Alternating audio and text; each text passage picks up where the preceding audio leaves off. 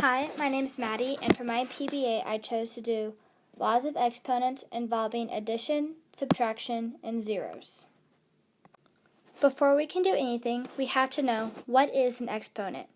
Basically, an exponent is how many times a number is multiplied by itself.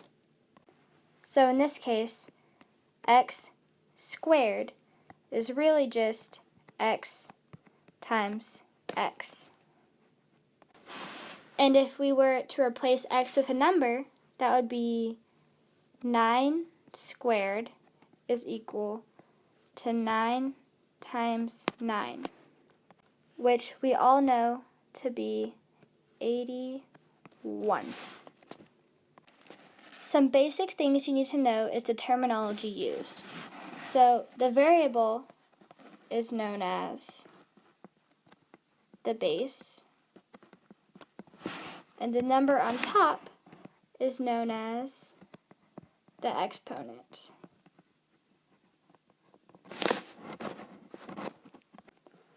If you're not quite sure on the exponential functions, what you can do is if you had, for example, x to the 6th power, you can just write it out.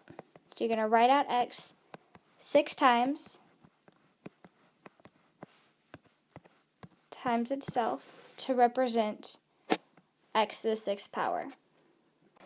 Now, the first concept we're going to look at today is exponential addition. Usually, exponential addition takes place during multiplication problems. So if we had x squared times x cubed, what we want to know is what would our answer be?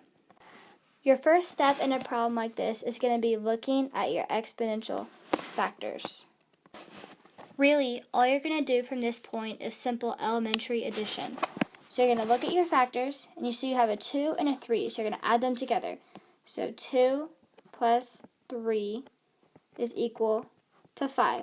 Therefore, x squared times x cubed is equal to x to the 5th.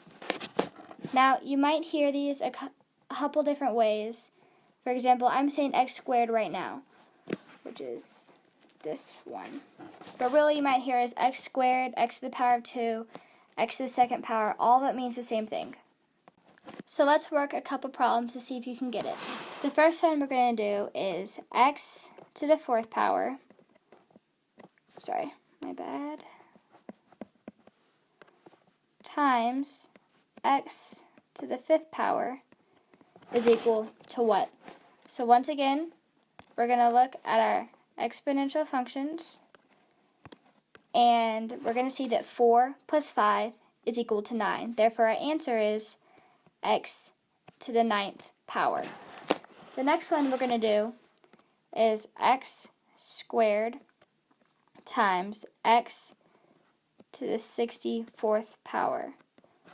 Now, this number is a little bit bigger, but we're still going to use the same thing. So 64 plus 2 is equal to 66. Therefore, our answer is x to the 66th power.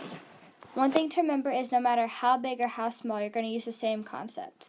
Now, the last practice problem we're going to do is x to the 12th power times x is equal to 1. One thing you might notice is you don't have a number at the top of x this time. If you don't see a number on top, what we're going to assume is that it's to the power of 1. So it's x by itself. So 12 plus 1 is equal to 13. Therefore, x to the 12th power times x is x to the 13th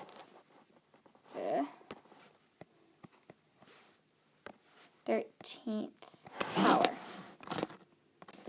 The next concept we're going to look at is subtraction. Usually you see exponential subtraction in division problems. Now, in addition, what we did was we added the exponents together. This time we're going to subtract them. So if you have x to the 6th power over x cubed, you're going to look at the exponents and you're going to subtract. So 6 minus 3 is equal to 3. Therefore, our answer is x to the third power. A common mistake is people see this division sign and they think that they're supposed to divide 6 by 3 and get x to the second power. But that's not right. When you have a division problem, you want to subtract the exponents. So 6 minus 3 is equal to x to the third power. So now let's do some practice problems. The first problem we're going to do is going to be x to the fourth power over x squared. So like before, our first step is still going to be to look at our exponents. We have a 4 and a 2. So what we're going to do is 4 minus 2. So that leaves us with x to the second power. The next problem we're going to do is going to be a little bit bigger. We're going to do x to the 50th power over x to the 20th. So we're going to do the same thing. Look at our exponents. 50 minus 20 is equal to what? It is equal to 30. So our answer is x to the 30th power. The last one we're going to do is going to be a little bit different. We're going to do x to the 10th power over x to the 10th power. Now, 10 minus 10 is equal to 0. So that means that we have x by itself. So we're going to have, our final answer is going to be x, and you're not going to have an exponent at the top. Because, like I said before, we're going to assume that we have one x left. But when you write your answer, you're not going to put that 1 there. It's just left to be interpreted. The last concept that we're going to look at today is zeros. It's a little bit tricky to explain, but all you really need to know is that 0 is always equal to 1.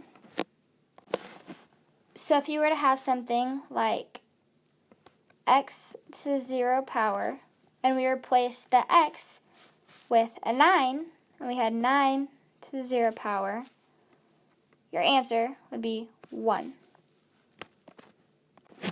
If you want to, you can test this theory. Take a calculator, pick any number that you want, and put it to the exponential factor of 0, and I promise you that your answer will always be 1.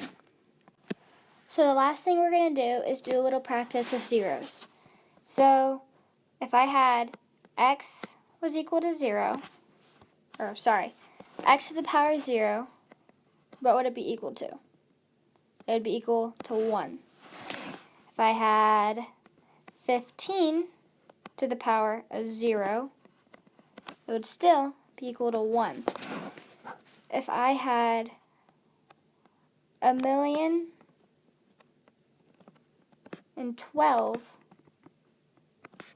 to the power of 0, it would still be equal to 1. Well, I hope that this video was helpful for you. And if you still have any questions, I'm sure you could ask a teacher, ask a friend, check the internet, and clear up any questions you still have. If you want to do some more practice, there's some practice problems on the internet. I recommend going to coolmath.com. If you need some tutorials, there's also some videos on that. So, thank you.